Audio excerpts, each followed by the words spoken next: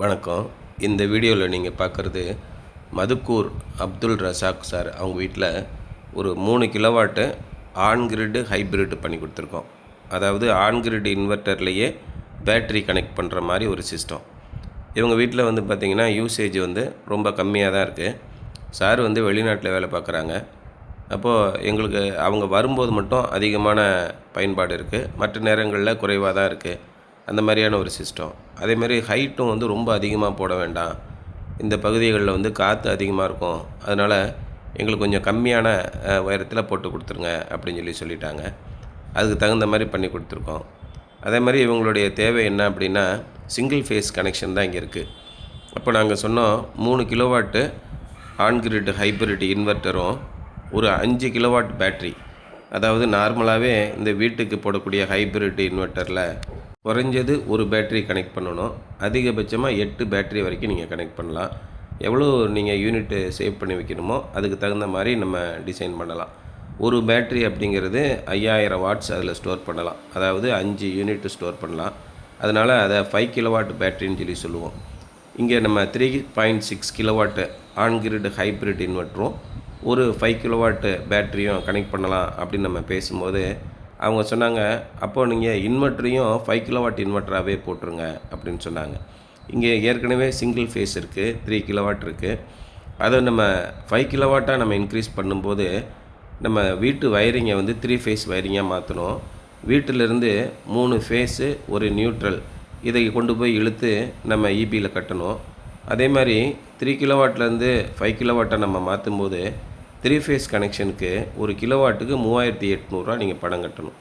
அந்த ப்ராசஸ்லாம் பார்த்திங்கன்னா ஒரு டிடிஎஸான ப்ராசஸ். நமக்கு தேவையாக இருக்குது அப்படின்னா நீங்கள் தாராளமாக அதை மாற்றலாம். ஆனால் நம்ம ஒரு கொஞ்சம் போல் தான் தேவை இருக்குது, நமக்கு 5 கிலோவாட் போகிறது அவசியமா அப்படின்னு ஒன்றுக்கு பல முறை யோசனை பண்ணிக்கோங்க. அப்போ இவங்களுக்கு நம்ம பார்க்கும்போது 4 கிலோவாட் வரைக்கும் சிங்கிள் ஃபேஸ் போட்டுக்கலாம். அதுதான் டிஎன்இஆர்சி ரெகுலேஷன் ரூல்ஸ் சொல்லுது.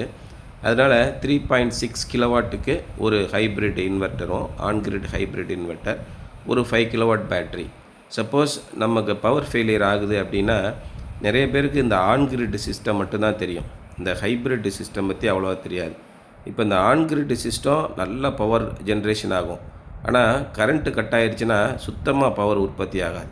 வெயில் நல்லா இருந்தால் கூட நம்ம வீட்டில் ஒரு ஃபேனு கூட ஓடாது. இப்போ அதுக்குன்னு தனியாக நம்ம யூபிஎஸ் பேட்ரி வாங்கணும். அப்படி வாங்கும்போது ஃபேனு, லைட்டு, டிவி இந்த மாதிரி தான் அதில் ஓடும். சார் ஏசி, தண்ணி மோட்டார்லாம் ஓடணுமே, அப்போ ஓடாதா? நம்ம கரண்ட் இல்லைனாலும் ஏசி ஓட்ட முடியுமா அப்படின்னு நீங்கள் கேட்டிங்கன்னா அதுக்கு நம்ம என்ன பண்ணணும், இந்த மாதிரி ஆன் கிரிட் ஹைப்ரிட் இன்வெர்ட்டர் போடணும். அதை பற்றி நம்ம தெளிவாக எடுத்து சொன்னோன்னே, ஆமாம் கண்டிப்பாக நம்ம வீட்டுக்கு கரண்ட்டு கட்டானா கூட நம்ம வீட்டில் ஒரு 5 யூனிட் ஸ்டோரேஜ் இருக்கணும், ஏசி முதற்கொண்டு ரன் பண்ணணும் அப்படின்றத அவங்க புரிஞ்சுக்கிட்டு அது மாதிரி போட சொல்லிட்டாங்க.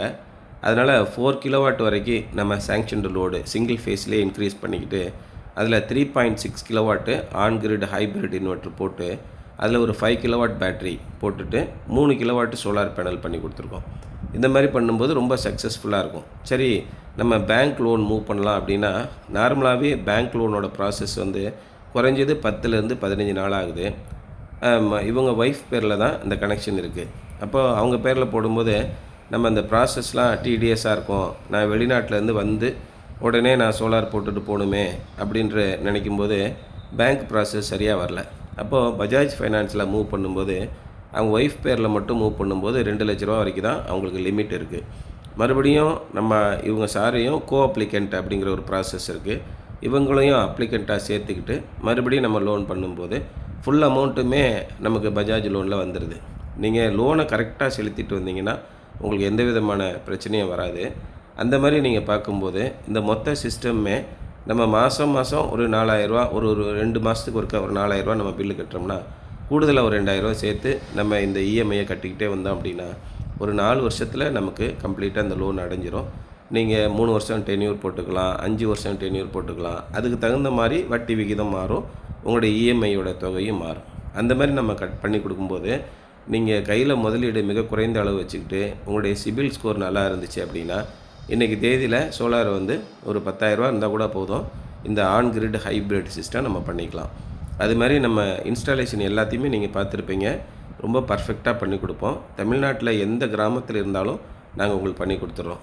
இப்போ இவங்க வீட்டில் நம்ம 3 ஃபேஸ் கனெக்ஷன் மாற்றாமல் 4 கிலோவாட் வரைக்கும் நம்ம சேங்ஷன் லோடு இம்ப்ரூவ் பண்ணி கொடுத்துட்டு அதில் 3.6 kilowatt on grid hybrid system போட்டு 5 கிலோவாட் பேட்டரி போட்டு 3 கிலோவாட் பேனல் போட்டு ஃபைனான்ஸை நம்ம ஏற்பாடு பண்ணி கொடுத்து கம்ப்ளீட் இன்ஸ்டாலேஷன் முடித்து கொடுத்துட்டோம்.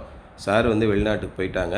அப்படி இருந்தாலும் கூட அவங்க போன பிறகு தான் இன்ஸ்டாலேஷனை கம்ப்ளீட்டாக முடித்து கொடுத்து 100% சக்ஸஸ்ஃபுல்லாக பண்ணி கொடுத்துட்டோம். அடுத்து net metering process, EB subsidy process, அவ்வளோதான்.